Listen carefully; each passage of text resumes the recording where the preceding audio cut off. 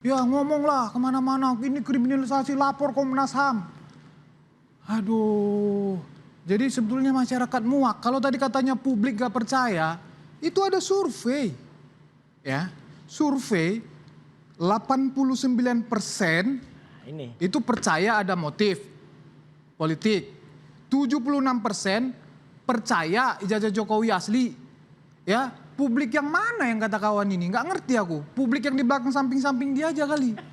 Gitu loh. Jadi memang tukang klaim, tukang tuduh, tukang sana sini, ya sudahlah, tunggu saja tanggal mainnya.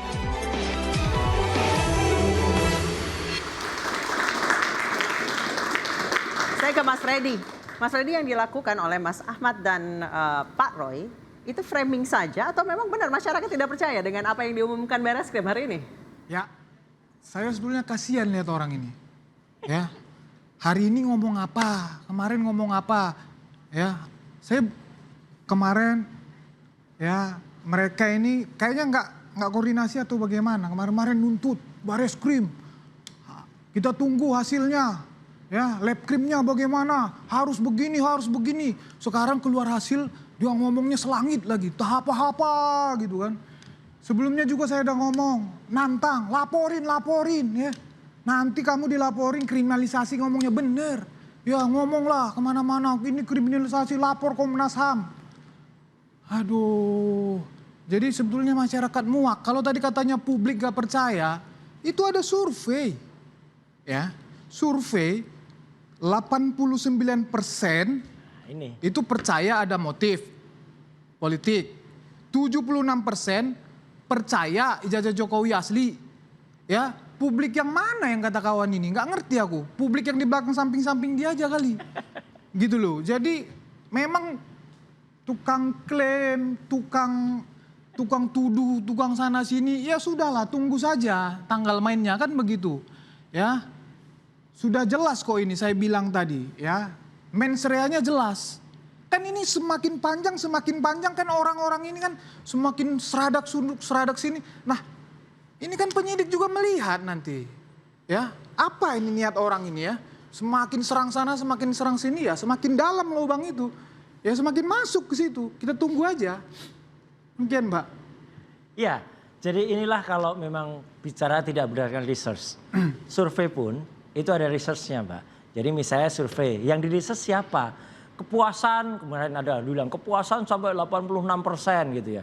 Ya kalau ternyata yang disampling itu sudah diarahkan ke hasil tertentu, ya jelas. Seperti ini ya, jadi misalnya tadi dikatakan identik. Sekarang identik itu tidak diumumkan juga.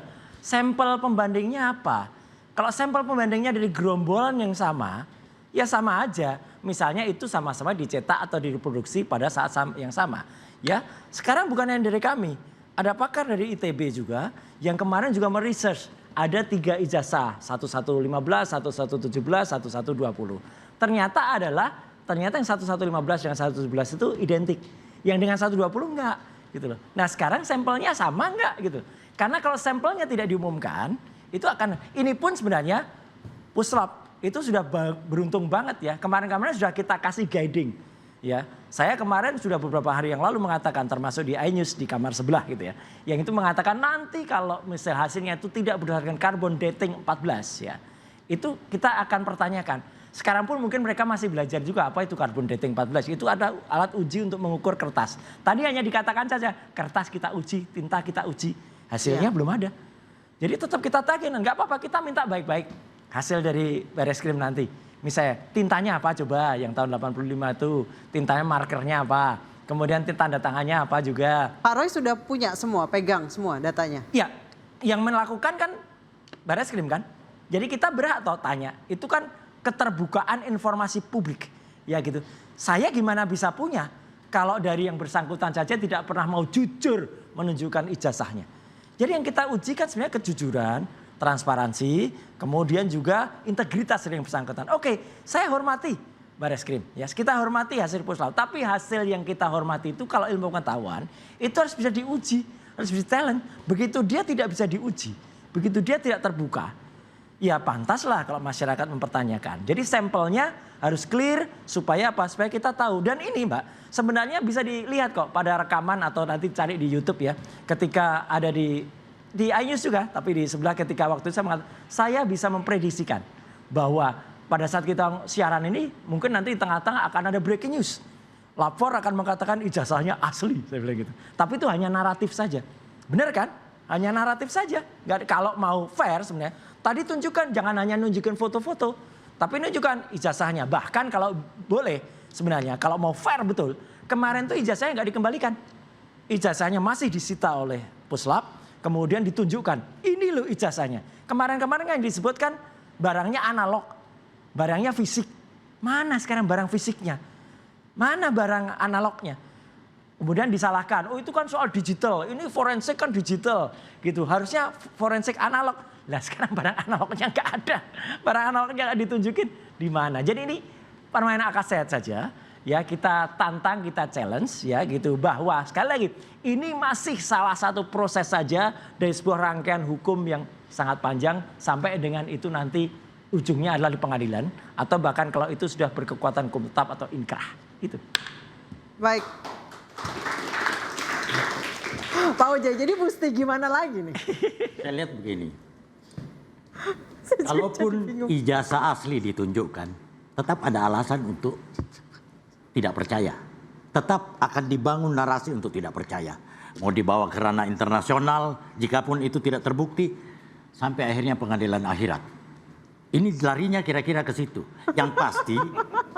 Yang pasti bahwa apapun yang dilakukan ini sesuai dengan kehendak beliau-beliau ini punya mau. Itu baru benar. Di luar itu salah. Tidak percaya keterangan dari UGM. Bung Roy lulusan UGM, tapi tidak percaya institusinya sendiri. Tidak percaya, padahal itu keterangan dari UGM. Tidak percaya KPU yang sudah melakukan proses pemilihan umum.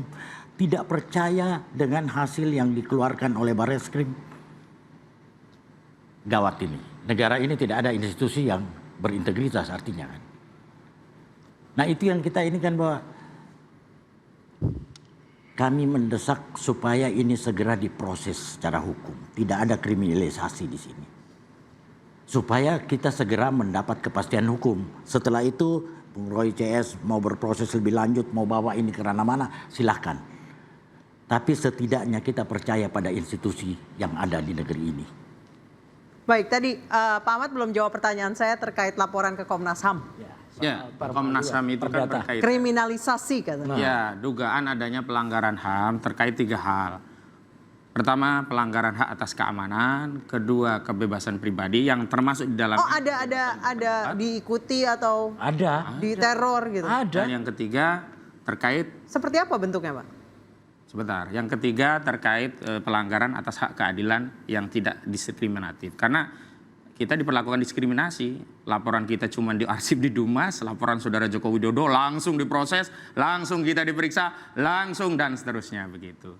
Jadi itu yang menjadi soal. Tapi malam ini saya lebih fokus dulu ke Barreskrim. Yang kedua, kalau yang pertama saya kasihan kepada saudara Joko Widodo. Yang kedua saya kasihan juga dengan Barreskrim. Karena hasil dari Barreskrim itu tidak punya nilai apapun kecuali hanya menghentikan Dumas. Ya. Sementara apakah bukti itu bisa untuk menguatkan laporan di Polda? Kagak bisa. Karena proses untuk menguatkan bukti di Polda berarti ijazah Jokowi harus ditaruh di Polda, disita di Polda dan dites melalui proses berdasarkan LP oleh Polda meskipun nanti balik ke Barreskrim. Dan barang itu harus tetap berada di penyidik. Nanti dilimpahkan kepada jaksa, baru dibawa ke pengadilan. Dan situlah kami nanti akan bertarung. Nanti akan ada gelar perkara. Nanti di sana kami akan ajukan ahli, ajukan saksi, ajukan juga tes-tes yang pembanding untuk men-challenge. Kalau hari ini sebenarnya kita ini butuh bukti, bukan narasi. Mohon maaf, tadinya saya overestimate, saya pikir ya, apa yang mau dilakukan oleh Barreskrim itu seperti apa yang dilakukan oleh Polda Banten. Pengumuman tersangka Charlie Chandra, tersangkanya dipamerin. Atau setidaknya seperti Polda Metro Jaya saat KM 50. Pengumumannya penyerangan kepada aparat. Ada pedangnya, ada goloknya, ada senjatanya, dipamerkan. Saya pikir di Barreskrim akan ditunjukkan.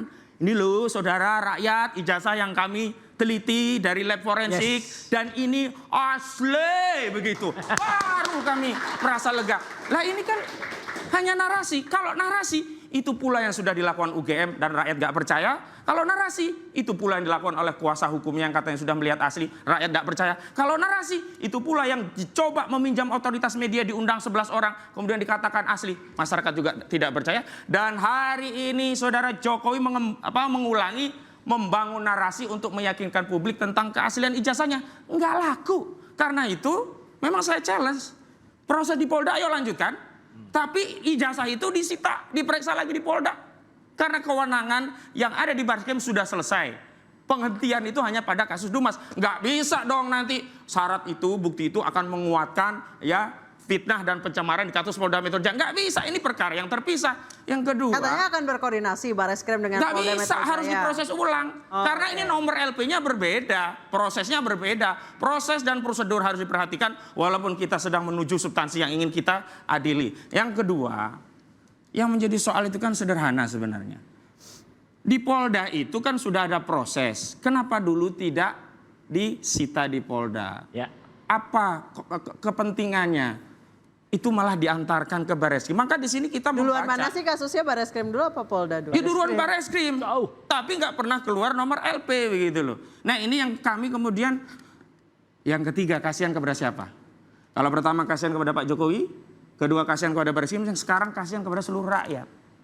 Energi negara yang begitu besar untuk membangun keyakinan bahwa kita punya presiden dengan ijazah yang asli yang sudah dibuktikan melalui tes laboratorium forensik. Ternyata hari ini coba lihat saja di sosial media, bagaimana, apakah mereka percaya?